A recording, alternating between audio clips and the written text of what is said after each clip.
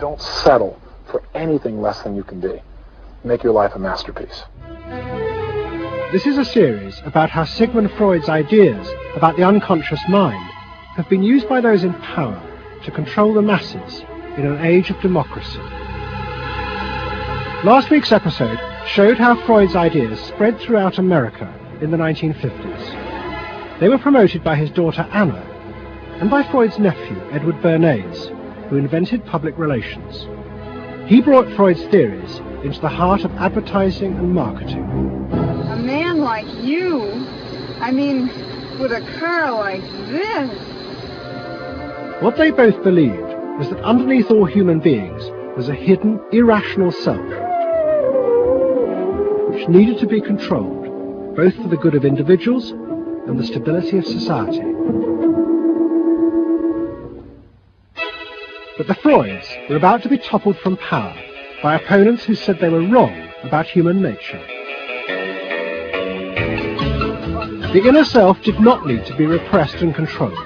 It should be encouraged to express itself.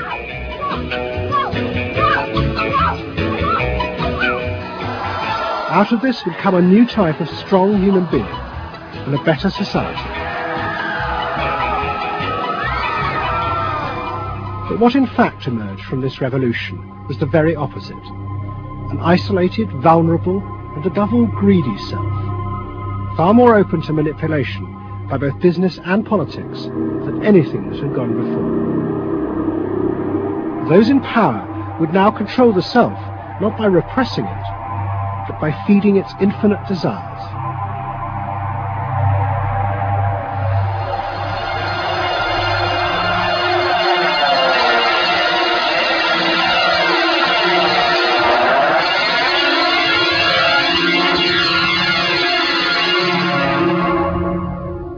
What goes on here is the liberation of feeling. In other words, feelings, not just memories, that have been suppressed. For example, screaming, crying, anger. You get a person who's really angry, and they're going to let it out. No! No! I could kill you! I'm an old man. Listen, I can't get all the strength into this that young people would get if they had those feelings. That wasn't bad. In the 1950s, a small group of renegade psychoanalysts began a new form of therapy. They worked in small rooms in New York City and encouraged their patients to express their feelings openly. I want help. I do. I want help. It was a direct attack on the ideas of the Freudian psychoanalysts, who had become rich and powerful, teaching Americans how to control their feelings. In Freud's work, you see, they were afraid of the feelings. They believed that what they wanted was contained people, very proper, doing the right thing and living a proper life. That's what they wanted. But not an intense emotional life. Freud wasn't emotional himself. He's an intellect, Freud. I was an intellect too, I know, but I'm also more than that now. The leader of this group was a man hated by Freud and his family. He was called Wilhelm Reich. Reich lived an isolated life in a house he had built for himself in remote mountains near the Canadian border. Reich originally had been a devoted disciple of Freud's in Vienna in the 1920s. But he had challenged Freud over the fundamental basis of psychoanalysis. Freud argued that at heart, human beings were still driven by primitive animal instincts. The job of society was to repress and control these dangerous forces. Reich believed the complete opposite. The unconscious forces inside the human mind, he said, were good. It was their repression by society that distorted them. That was what made people dangerous. Reich and Freud had two fundamentally differing views about what was essential human nature. At its core, Freud saw an uncontrolled, violent, warlike, raging inferno of emotions. Reich said these things are not the way human beings are originally destined to be. They're the result of not permitting the original impulse to express itself. The underlying natural impulse, Reich argued, was the libido, sexual energy. If this were released, then human beings would flourish. But this idea brought him into direct conflict not only with Sigmund Freud, but Freud's daughter Anna, who believed that the sexual forces in humans were dangerous if not controlled. My father thought that you should liberate the libido and have freedom, and he developed the theory rather early that neuroses were due to lack of good orgasm, or any orgasm. And that was, Anna Freud, you know, was a virgin. I mean, this is very important because she never had a sexual relation with a man. And here was this man preaching that the way to health was through orgasm. And here was this woman who had been analyzed by her father because she was masturbating. So here's this woman who's opposed to sexuality, really, and here's this man who's preaching sexual freedom. I mean, there was bound to be a clash, wasn't there? The conflict came to a head at a conference in 1934 in Switzerland. Anna Freud, who had by now become the acknowledged leader of the psychoanalytic movement, forced Wilhelm Reich out. She destroyed his career. She got rid of him, very definitely. And I guess part of what I'm doing is getting rid of her. Explain. Well, I think that Anna Freud shouldn't get away with what she did, that it should be known, maneuvering to get him kicked out of the International Psychoanalytic Association. So you're taking revenge? You might say so, right? Or wronging a right? No, righting a wrong. You better cut that one out. Isn't that called a Freudian slip? Yes, it is. Reich fled to the United States and built his home and a laboratory. His ideas became grandiose to the point of madness. He was convinced that he had discovered the source of libidinal energy. He called it orgone energy, and Reich built a giant gun, which he said could capture this energy from the atmosphere and concentrate it onto clouds to produce rain. He also said that the gun could be used to destroy UFOs, which threatened the future of the world. In 1956, Reich was arrested by the federal authorities for selling a device that he said used orgone energy to cure cancer. Reich was treated as a madman. He was imprisoned, and all his books and papers burnt on the order of the court. A year later, Reich died in prison.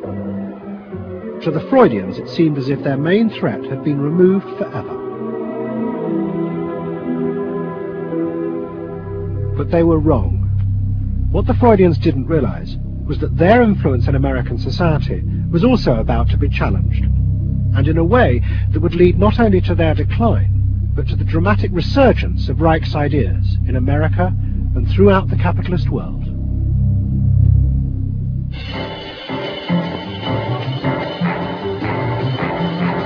The consumer is king. His whim makes or unmakes manufacturers, wholesalers, and retailers. Whoever wins his confidence wins the game. Whoever loses his confidence is lost. By the late 50s, psychoanalysis had become deeply involved in driving consumerism in America. Most advertising companies employed psychoanalysts, and as last week's episode showed, they had created new ways to understand consumers' motives, above all with the focus group, in which consumers free associated their feelings about products. Out of this came new ways to market products by appealing to the hidden unconscious desires of the consumer. Memorability, shared perception, great. Tilt-away steering wheels. a dream thing, the mistress. Something intimate is going on. But in the early 60s, a new generation emerged who attacked this. They accused American business of using psychological techniques to manipulate people's feelings and turn them into ideal consumers. Advertising was manipulation. It was a way to get you to do something that didn't come out of you. It came out of somebody else. Somebody else said, this year you should be wearing powder pink shirts with matching powder pink buck shoes. And I said, why? That's not who I am. That's who somebody else is. They wanted you to be somebody who would buy their stuff. This whole feeling of being somebody else's tool. I don't want to be that. I don't want to be somebody else's man. I want to be me. In the mid-60s, a protest movement began on America's campuses. One of the students' main targets was corporate America. They accused the corporations of brainwashing the American public. Consumerism was not just a way of making money, it had become the means of keeping the masses docile, while allowing the government to pursue a violent and illegal war in Vietnam. The student's mentor was a famous radical philosopher called Herbert Marcuse. Marcuse had studied psychoanalysis and was a fierce critic of the Freudians. They had, he said, helped to create a world in which people were reduced to expressing their feelings and identities through mass-produced objects. It resulted in what he called one-dimensional man, conformist and repressed. The psychoanalysts had become the corrupt agents of those who ruled America. It was one of the most striking phenomena to see to what extent the ruling power structure could manipulate, manage and control not only the consciousness but also the subconscious and unconscious of the individuals. And this took place on a psychological basis by the controls and the manipulation of the unconscious primary drives which Freud stipulated. Think about it, dear American people out there. You hear him, huh? You're all brainwashed, kiddies. You're all brainwashed. That's why they're saying right now, kill the bum. Look, I look at you in the living room. You know, you're saying, kill me.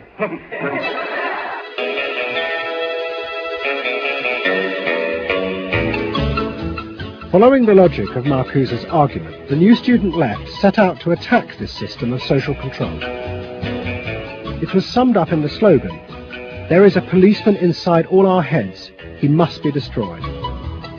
And that policeman was going to be destroyed by overthrowing the state and the corporations that had put him there. One group, the Weathermen, began a series of bomb attacks on companies that they said both controlled people's minds through consumer products and made the weapons being used in Vietnam. There's no way to be committed to nonviolence in the middle of the most violent society that history's ever created. I'm not committed to nonviolence in any way. We want to live a life that isn't based on materialistic values, and yet the whole system of government and the economy of America is based on profit, on personal greed and selfishness.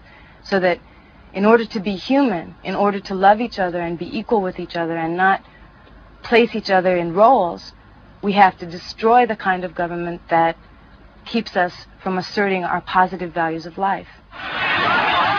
But the American state fought back violently. At the Democratic Convention in Chicago in 1968, the police and the National Guard were unleashed to attack thousands of demonstrators. It was the start of a phase of ruthless repression of the New Left in America. It culminated in the killing of 4 students at Kent State University 18 months later. In the face of this, the left began to fall apart. We had met the force of the state. It was much bigger and stronger and more powerful than we realized. And at that point, what seemed to happen was that there was a change in tactics. Confronted by this violent repression, many in the New Left began to turn to a new idea.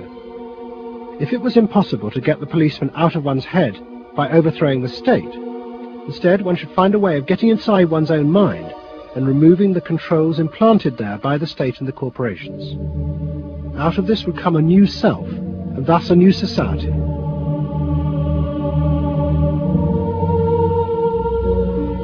People who had been politically active were persuaded that if they could change themselves and be healthy individuals, and if a movement grew up just aimed at people changing themselves, then at some point all that positive change going on Well, you could say quantity would become quality, and there would be a sort of a spontaneous transformation of society. But political activism was not required. It's about making a new you, that if enough people changed the way they were, that the society would change. So the personal became political? Yes, the personal became political. Without changing the personal, you didn't stand a chance of changing the political. Coming up against the state power of the United States was not an option. I mean, they outgunned us. And to produce the new self, they turned to the ideas and techniques of Wilhelm Reich. Since his death, a small group of psychotherapists have been developing techniques based on Reich's ideas. Their aim was to invent ways that would allow individuals to free themselves from the controls implanted in their minds by society. Their center was a tiny old motel on the remote coast of California. It was called the Esalen Institute. The dominant figure at Esalen was a psychoanalyst called Fritz Perls. Perls had been trained by Reich and had developed a form of group encounter in which he pushed individuals to publicly express the feelings inside them that society had said were dangerous and should be repressed. It's a basic fear of that thing inside me, like a little demon in there. It doesn't come out very often. It's really hard to get it out. Now put the thing inside you on that chair and talk to it. Perls used to call this getting on the hot seat in front of a group. If this were the hot seat and you were Perls, and you would guide me into this process of self-enactment, self-revelation, of staying present to all the parts of yourself and noticing it, and then taking ownership of this. As the demon. Yeah. Yes, I can come out. I can come right out of him, and I can push him aside. You, say you. I can push you aside. Yeah. Be the demon with each one of us. I can make you all cry. I can make you all feel terrible. Maybe even forever. I can make this mouth here, do things and say things. I can almost destroy anyone, each one of you, if I get out. There isn't one of you that I would spare. Not even you. Yeah. How do you feel now? I feel better. I feel very honest. Yeah. And you notice the increase of power. In other words, taking ownership of who you are and how you act and how you feel. Your whole being in the world. In other words, giving you autonomy, owning your freedom. I'm frightening. When I have my power, I am frightening. See, I frighten you with my power. I frighten you with my power. Now, where do you feel your power? In your hands? In your muscles? Where else? Wake up! I want to do for me! God damn you! Okay. Stop it. You. It was not phony movement. That's what I wanted to do, and I did it. What Perls and others working at Esalen believed was that they were creating ways that allowed individuals to express their true inner selves. I want them to applaud for me. Out of this, they believed, would come new autonomous beings free of social conditioning. To the left, defeated in the wake of Chicago, it was an enormously attractive idea. These techniques could be used to unleash a new, powerful self, strong enough to overthrow the old order.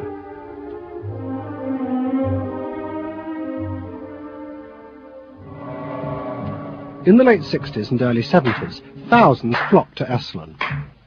Only a few years before, it had been an obscure fringe institute. Now it became the center of a national movement for personal transformation, the human potential movement.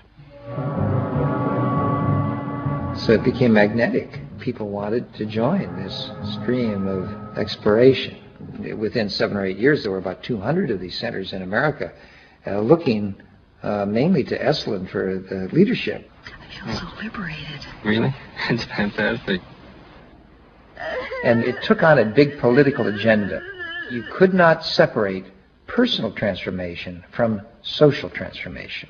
The two go together. As the movement grew, the leaders of Esalen decided to try and use their techniques to solve social problems. They began with racism. They organized an encounter group for white and black radicals. Both groups would be encouraged to express their inner racist feelings which had been instilled in them by society. By doing this, they would transcend those feelings and encounter each other as individuals. I started a series of encounters called Racial Confrontation as Transcendental Experience. We thought that we wanted to get that kind of black-white confrontation so you could really get down to see what was between the two races, not by backing off and trying to be polite, but by going right into the belly of the beast, of this beast of racial prejudice. And these were extremely dramatic. These were the toughest workshops ever convened at Esalen Institute. I'm looking at you, Whitey. You got clothes on. You got shoes on. You're so sure looking at me, huh? You got the goddamn police in the neighborhood. Really? They're not my police. You got a governor. You got a mayor. Oh, really? You got the president. You got ambassadors. You can vote, too. You got debts in Vietnam. That's the benefits of slave labor. You got buildings, skyscrapers that you dominate and control economically and politically. And tell me that it's not yours. It's yours, too. Then the blacks all got together and attacked the whites. And they just let us have it. What they call it was peeping somebody. Peeping somebody means peeping into their secrets, into their phoniness, and so forth. Like the white liberal. Oh, they really got onto the white liberal, you know. Don't give me no shit about I'm free. You're a goddamn liar, you white pink son of a bitch, you. Yeah, I want to know what you came down here for. You want a black buck, huh? Yeah. You looking for a stud? Huh? Well, what did you come here for? You're sitting there with your legs all gap wide open showing your drawers. Now what did you come here for? The black-white encounter groups were a disaster. The black radicals saw it as an insidious attempt to destroy their power. By trying to turn them into liberated individuals, Esalen was removing the one thing that gave them power and confidence in their struggle against racism, their collective identity as blacks. For my reason. For your reason. Dig this. Your reason for being here is different from my reason. So the human potential movement turned to another social group who they believed would benefit from personal transformation. Nuns. And this time they were more successful. The Convent of the Immaculate Heart in Los Angeles was one of the largest seminaries in America. A group of radical psychotherapists approached the convent. They wanted to try out their techniques for personal liberation on individuals whose identities were defined by a series of external rules which they had deeply internalized. The convent, anxious to appear modern, agreed to the experiment. And we did weekend encounter workshops for several hundred Immaculate Heart nuns. Nuns who were reserved, and they tended to be more reserved than other normal people, were told, don't be so reserved, let it all out. You're a good person. You can afford to be who you really are. You don't need to play the role of a nun. You don't need to keep downcast eyes. And prudence is an oversold virtue. You're trying to assert yourself, trying to find out who you are, who you're becoming. At the same time, you're trying to live a life of dedication, of service, and you're trying to make all these things fit into who you are, and you're just, you know, it's such a turmoil at times that you just blow a gasket and do silly, crazy things. You know, running around the orchard and stealing oranges and taking Cokes out of the refrigerator and crazy things. I felt like I was being a hypocrite, and I wanted people to respect me for what I was, not for what I was wearing. And so I'm glad for the change. You feel frightened, but you'll go on. Oh, yeah, I'm scared to death, but it's worth it. The experiment began to transform the convent. the nuns voted to discard their habits in favor of ordinary clothes. But the psychotherapists found they had awoken other forces. One of the things we unleashed was sexual energy. The kind of thing that the church had been very good at restraining was no longer to be restrained. One sister who was a member of the community, she got the idea that she could be freer than she had been before, and she seduced one of her classmates and then seduced the mistress of novices, who was an older woman, very reserved, and her program of freeing this older woman was sexual. She drove her to the store, and when they drove back and drove into the garage, she leaned over and gave her a big kiss on the lips, and thereafter, sister, who had perhaps never been kissed before, was ready for more. The effect of the experiment on the convent was cataclysmic. Within a year, 300 nuns, more than half the convent, petitioned the Vatican to be released from their vows, and 6 months later, the convent closed its doors.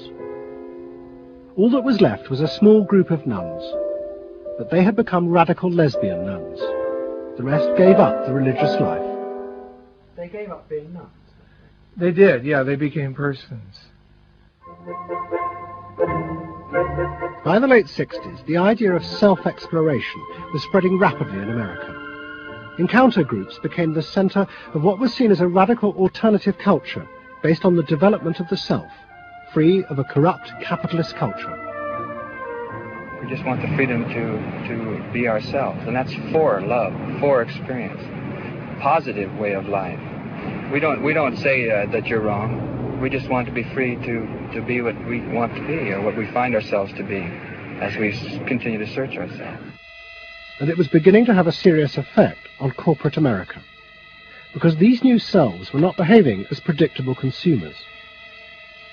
The life insurance industry in particular was concerned that fewer and fewer college students were buying life insurance when they left university. They asked Daniel Yankelovich, America's leading market researcher, to investigate. He had studied psychoanalysis. The life insurance business, more than any other business at the time, was built on the Protestant ethic. You only bought life insurance if you were a person who sacrificed for the future. If you lived in the present, you had no need for life insurance. So they had some sense that maybe the sort of core values of the Protestant ethic were being challenged by some of these new values that were beginning to appear. And I was really astonished at what I found. The conventional interpretation, the dominant interpretation, was that it had to do with political radicalism. But, you know, it was clear to us that that was a mask, a cover. The core of it had to do with self-expressiveness. That this preoccupation with the self and the inner self, that was what was so important to people. The ability to be self-expressive. Wow, what a feeling! 300 miles to go.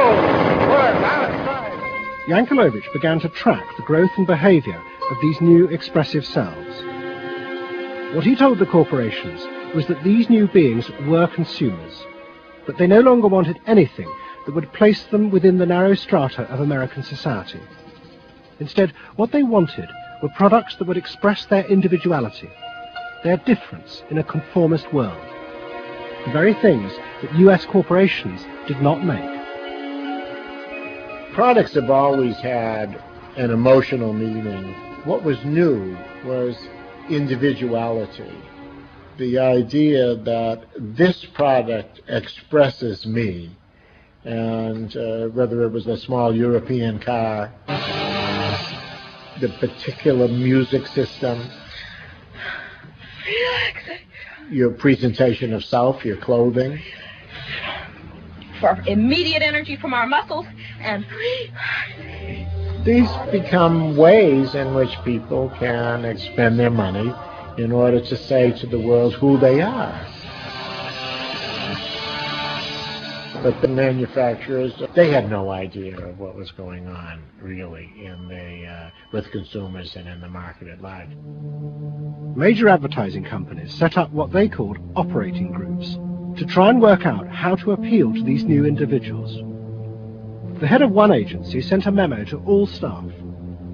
We must conform, he told them, to the new nonconformists. We must listen to the music of Bobby Dylan and go to the theatre more.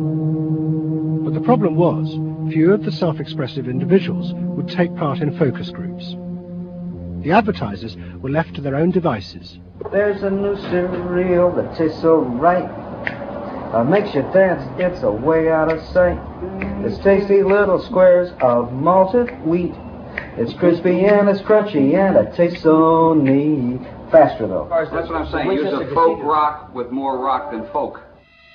And there was an even more serious problem. To make products for people who wanted to express themselves would mean creating variety. But the systems of mass production that had been developed in America were only profitable if they made large numbers of the same objects. This had fitted perfectly with the limited range of desires of a conformist society. The expressive self threatened this whole system of manufacture. And the threat was about to grow rapidly. Go! Because an entrepreneur had invented a way of mass-producing this new independent self.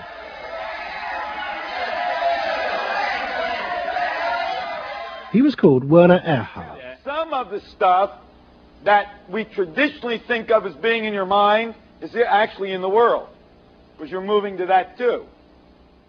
Erhard had invented a system called EST, Erhard Seminar Training. Hundreds of people came for weekend sessions to be taught how to be themselves. And EST was soon copied by other groups, like exegesis in Britain. Many of Erhard's techniques came from the human potential movement, but he criticized the movement for not having gone far enough. Their idea that there was a central core inside all human beings was, he said, just another limitation on human freedom. In reality, there was no fixed self, which meant that you could be anything that you wanted to be. The thesis of the human potential movement was that there was something really good down in there. And if you took these layers off, what you were going to wind up with was a kernel, a something that was innately self-expressive, that was the true self, that was going to be a wonderful thing. In actuality, you found people who'd gone to the last layer and took off the last layer and found that what was left was nothing. All right, push! Move! Do it! The EST sessions were intense and often brutal. The participants signed contracts agreeing not to leave and to allow the trainers to do anything they thought necessary to break down their socially constructed identities. You're gonna get sandwiched in there. Push! For a win! If I push harder than you do, I'm gonna squash you. So you better push fast. Now, hard, do it! That's it, do it, yeah! Push, good, good, good! Again! Yes!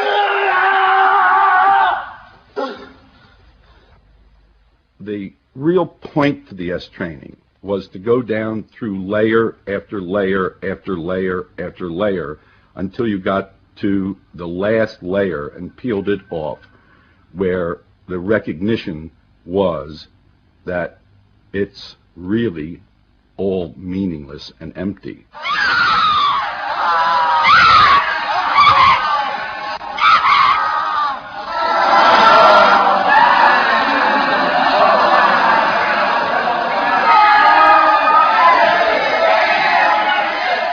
Now, that's existentialism's endpoint. EST went a step further in that people began to recognize that it was not only meaningless and empty, but it was empty and meaningless that it was empty and meaningless. And in that there's an enormous freedom. All the constrictions, all of the rules you've placed on yourself are gone. And what you're left with is nothing. And nothing is an extraordinarily powerful place to stand, because it is only from nothing that you can create. And from this nothing, people were able to invent a life, and allowing them to create themselves.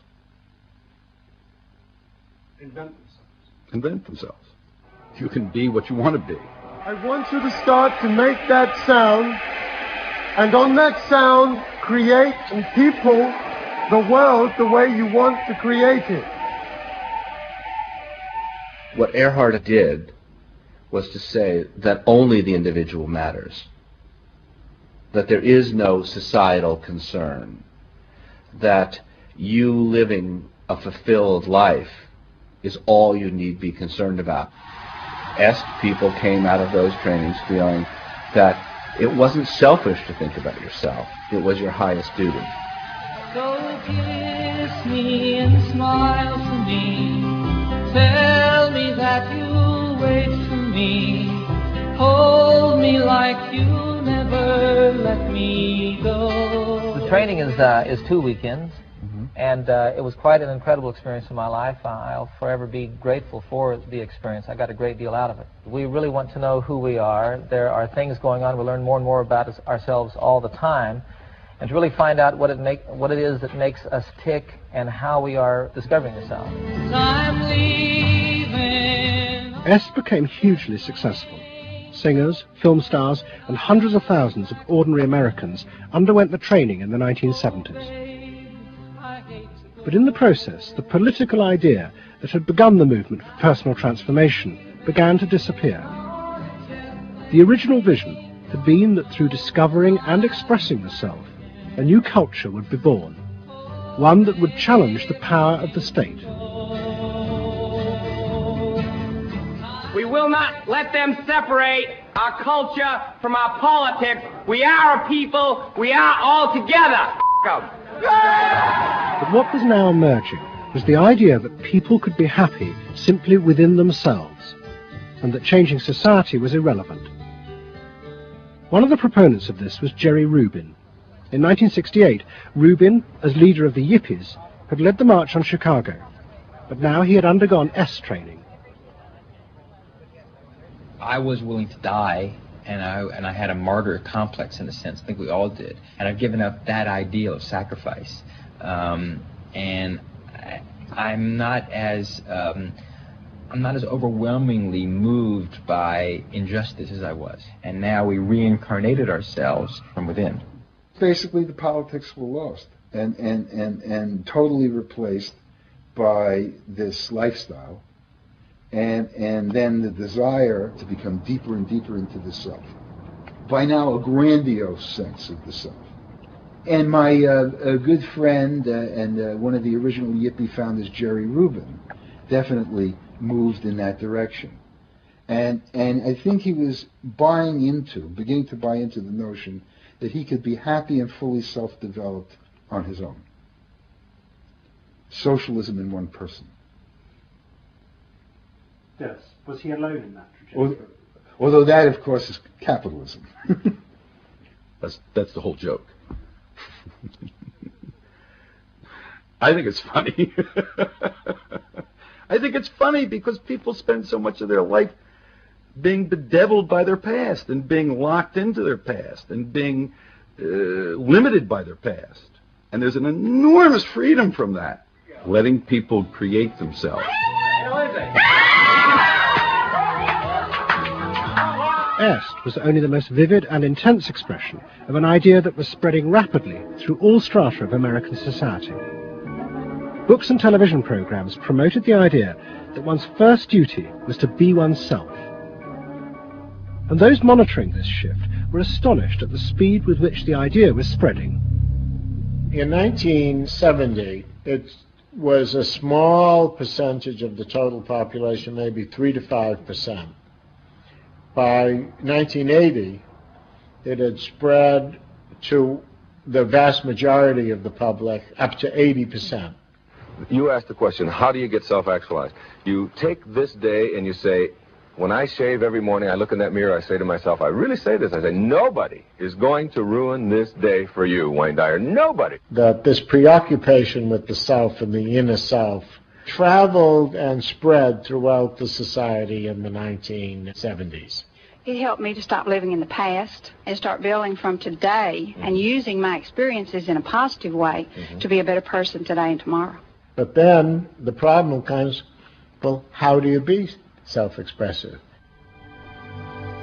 And it was at this point that American capitalism decided it was going to step in and help these new individuals to express themselves, and in the process make a lot of money. The first thing they were going to do was to find a way of getting inside their heads, to discover what these new beings wanted in order to be themselves. This came not from Madison Avenue, but from one of the most powerful scientific research institutes in America. Stanford Research Institute in California worked for corporations and government. It had done much of the early work on computers, and was also working for the Department of Defense on what would become the Star Wars project. In 1978, a group of economists and psychologists at SRI decided to find a way to read, measure, and fulfill the desires of these new, unpredictable consumers. The idea was to create a rigorous tool for measuring a whole range of desires, wishes, values that prior to that time had been kind of overlooked. They say in business, what gets measured gets done.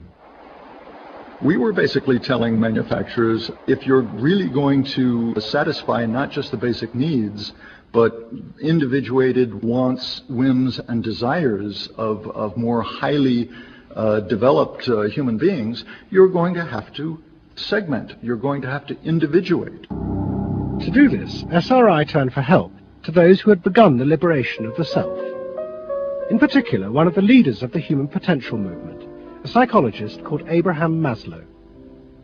Through observing the work at places like Esalen, Maslow had invented a new system of psychological types. He called it the hierarchy of needs, and it described the different emotional stages that people went through as they liberated their feelings. At the top was self-actualization. This was the point at which individuals became completely self-directed and free of society. The team at SRI thought that Maslow's hierarchy might form the basis for a new way to categorize society, not by social class, but by different psychological desires and drives. To test this, they designed a huge questionnaire with hundreds of questions about how people saw themselves, their inner values. The questions were designed to see whether people fitted into Maslow's categories. We were trying to find out what people really felt like. So we asked these really penetrating questions, and we hired a company that administers surveys, to do them. They said they've never seen anything like it. Usually you have to send out a postcard 6 weeks and then another postcard, and then you got to call the people up, to get the return rates up. We had an 86% return, and they only sent out one postcard. People loved filling out this questionnaire. We got several questionnaires back with a note attached saying, do you have any other questionnaires I could fill out? Because we were asking people to think about things that they had never thought about before, and they liked thinking about them. Like what? Like what they felt inside? Yeah, like what they felt inside. What motivated them? What was their life about? What was important to them? It was sort of like, wow. The answers were then analyzed by computer. It revealed that there were underlying patterns in the way people felt about themselves, which fitted Maslow's categories.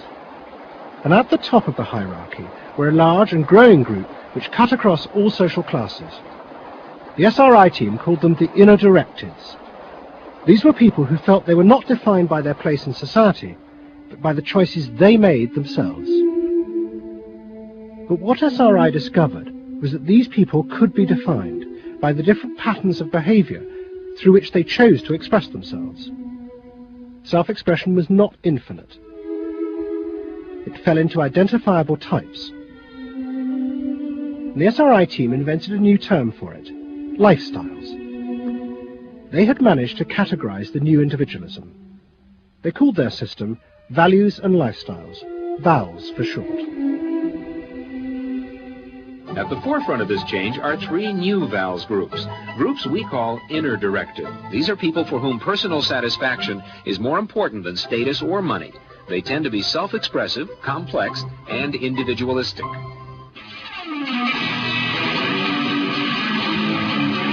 Rob is an I am me. I am me's are searching for new values, breaking away from traditions and inventing their own standards. Rob even invented his own name, Rob Noxious. Jody is an experiential. This is a group seeking inner growth through direct experience. Experientials aren't in one place much. This is the try-anything-once crowd, and all that activity takes goods and services. Their hobbies are hands-on, and their possessions are simple, but not always simply priced. I'm a bookseller. I sell books. I'm a businessman. It doesn't necessarily mean that I believe in capitalism. It just happens to be what I'm doing now. SRI created a simplified questionnaire with just 30 key questions. Anyone who answered them could be immediately fitted into a dozen or so of these new groups.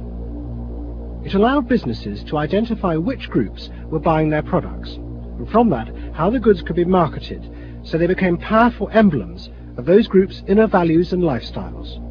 It was the beginning of lifestyle marketing.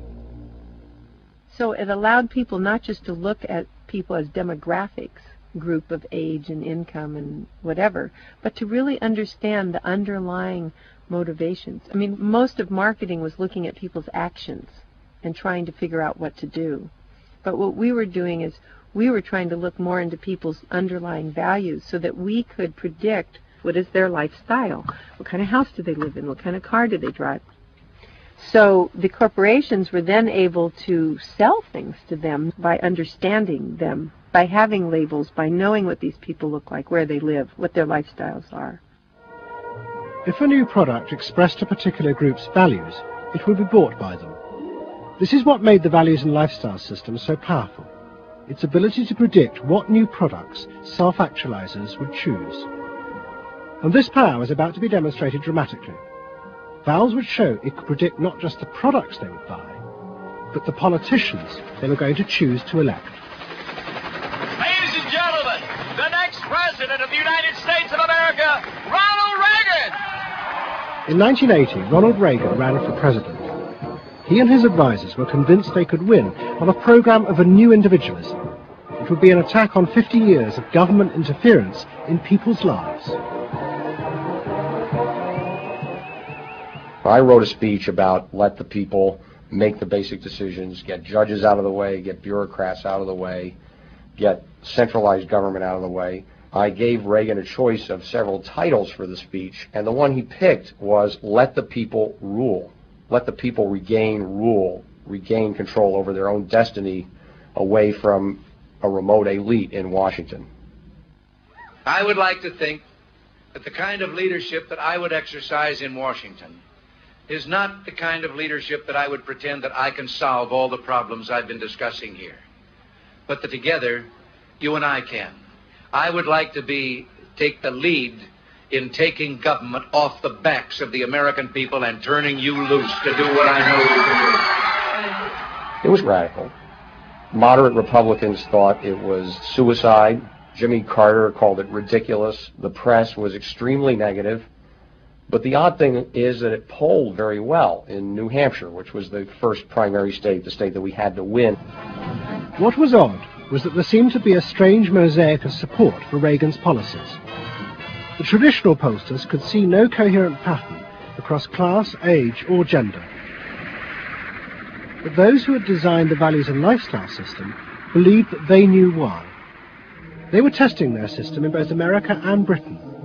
And they were convinced that both Reagan's and Mrs. Thatcher's message about individual freedom would appeal to the group at the top of their hierarchy, the inner directeds, because it fitted with the way they saw themselves. They were really concerned about being individuals, being individualistic. And so in the early stages, when we were looking at the messages that both Thatcher and then Reagan were putting across, we said, they are using words that will really appeal to a lot of the younger people, and particularly to the people who are moving towards self-actualization. We call them the inner-directed people. A lot of our colleagues said, that's absolutely ridiculous, because inner-directeds are very socially aware, very socially concerned. They'll never vote Conservative, or they'll never vote for the Republicans. But we said, if Thatcher and Reagan continue to appeal to them in this way, they really will. And I vision leadership in taking government off your backs and turning you loose to do what you can do so well. Thank you very much. The idea that the new self-actualizing individuals would choose a politician from the right, not the left, seemed extraordinary. But to test their prediction, the Values and Lifestyles team did a survey of voting intentions, and they correlated it with their new psychological categories. When we said in our surveys, who are you going to vote for, sure enough, it was the inner directives who said that they would vote for Thatcher and for Reagan. And they made the difference in those elections because of their voting for Thatcher and Reagan. And it really surprised our colleagues, even within my own organization. It really showed the power of this approach, because it's very difficult to identify inner directives on the street. These people who voted for Thatcher and Reagan, these inner directives, came from any walk of life. It's really hardly correlated with social class at all. I mean, if you just go along and look at age, sex, social class, you would never pick them up. But if you really go along with a questionnaire that gets at their values, then you can identify them very easily. And that was new? And that was completely new, yeah. At the beginning of 1981, Ronald Reagan was inaugurated as president. But he took charge of a country that was facing economic disaster. The terrible inflation of the 1970s had destroyed much of America's traditional heavy industries, and millions were unemployed. But true to his campaign promises, Reagan told the country he would not step in to help, as all previous governments had since the war. These United States are confronted with an economic affliction of great proportions. We suffer from the longest and one of the worst sustained inflations in our national history. Idle industries have cast workers into unemployment, human misery, and personal indignity. In this present crisis, government is not the solution to our problem. Government is the problem. But America's ailing economy was about to be rescued, not by government, but by the new groups that the market researchers had identified, the self-actualizing individuals. They were about to become the motor for what would be called the new economy. You can be what you want to be. So regarding V8, what do you really want? A tasty product that's good for me. What do you want that for? One technique is that we ask people the same question over and over and over again, and we say, what do you want? What do you really want? What do you want that for? And they start to talk about it, and they kind of get intimate with what's going on. What we're doing with that technique is unpeeling the onion. If you want to think of a person kind of having layers and layers and layers of protection and thoughts and behaviors and beliefs, we want to get to that center core. In the wake of the invention of values and lifestyles, a vast industry of psychological market research grew up. And the old technique of the focus group, invented by the Freudian psychoanalysts in the 50s, was used in a new and powerful way. The original aim of the focus group had been to find ways to entice people to buy a limited range of mass-produced goods. But now focus groups were used in a different way to explore the inner feelings of lifestyle groups, and out of that invent whole new ranges of products, which would allow those groups to express what they felt was their individuality. And the generation who had once rebelled against the conformity imposed by consumerism now embraced it, because it helped them to be themselves. What capitalism managed to do that was brilliant was to actually create products that people like me would be interested in, that people like Jerry Rubin would be interested in. Capitalism developed a whole industry at developing products that evoked a larger sense of self, that seemed to agree with us that the self was infinite, that you could be anything you wanted to be, that took our philosophy and agreed with it, and then created products that supposedly helped you, aids, that helped you be this limitless self. The product sells you a way of life, a way of being. The product sells you values. You dress this way, you live in a house like this, you have furniture like this, you use this computer. Do you have the regular jeans or? Oh, Gloria Vanderbilt does a lot in denim, in silk, and in cotton. You eat in these restaurants, there are values there, hipness, coolness. This is not, I repeat, not a marketing scheme. So the notion that you could buy an identity replaced the original movement notion that you were perfectly free to create an identity.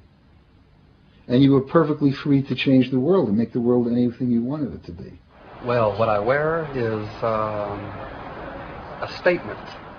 And this vast range of new desires fitted perfectly with changes in industrial production. Computers now allowed manufacturers to economically produce short runs of consumer goods. The old restrictions of mass production disappeared, as did the worry that had bedeviled corporate America ever since mass production had been invented, that they would produce too many goods. With the new self, consumer desire seemed to have no limit. In the United States, the concern of companies was always that supply would outstrip demand, that we were producing too much, and that there was not a market for it. You don't hear that kind of talk anymore, because you've gone from a conception of a market of limited needs, and if you fill them, they're filled, to a market of unlimited, ever-changing needs dominated by self-expressiveness, that products and services can satisfy in an endless variety of ways, and ways that change all the time. And consequently, economies have unlimited horizons. Out of this explosion of desire came what seemed a never-ending consumer boom that regenerated the American economy. The original idea had been that the liberation of the self would create new kinds of people, free of social constraint. That radical change had happened, but while the new beings felt liberated, they had become increasingly dependent for their identity on business.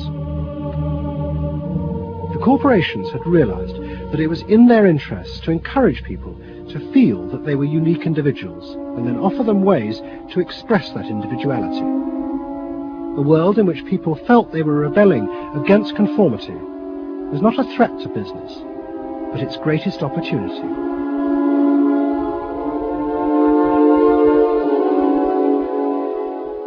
It was, in a sense, the triumph of the self. It was the triumph of a certain self-indulgence, a view that everything in the world and all moral judgment was appropriately viewed through the lens of personal satisfaction. Indeed, the ultimate ending point of that logic is that there is no society. There is only a bunch of individual people making individual choices to promote their own individual well-being.